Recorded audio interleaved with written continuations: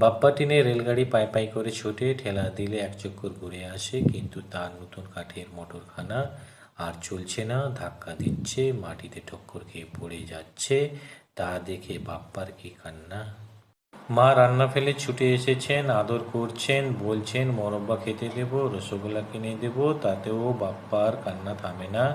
দাদা এসে বলল, গাড়ি চলবে কি করে, চাকা যে ভেঙে ফেলেছিস। বাপ্পা বলে, রেলগাড়ির মাথা তো ভেঙে গেছে, তবুও তো চলছে।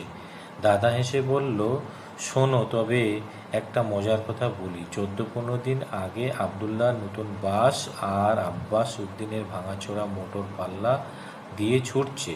পথের পাশে লোক মজা করে দেখছে, ভাবছে আব্বাসের রদ্দি মোটর এক্ষুনি কুপৎকাত হবে।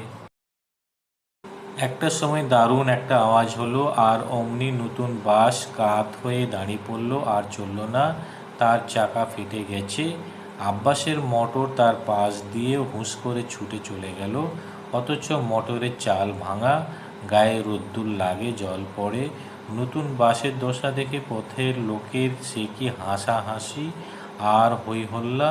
বাপ্পার কান্না কখন যে থেমে গেছে, সে হাসতে হাসতে লুটে পড়ছে।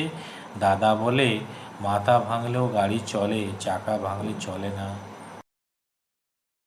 ও তো বাচ্চু আচ্ছা দুরন্ত ছেলে, সারাদিন খেলে বেড়াচ্ছে, ঘরে থাকতে ইচ্ছে করে না একটুও। এখানে যাচ্ছে ওখানে যাচ্ছে, হাত কাটছে পা কাটছে, মা বাবা বকাবকি করেন, ও লজ্জা নেই, পাড়ার লোকে ওর নাম দিয়েছে উচ্চিংড়ি। কোথা থেকে জোগাড় করেছে গোচ্চার কুকুরের বাচ্চা, তাদের নিয়ে নদীর চূড়ে ঘরে তাড়িয়ে কচ্ছপ ধরে দিনরাত তাদের হাতে করে খাওয়াচ্ছে, কেবল নিজে খেতে চায় না কিছু।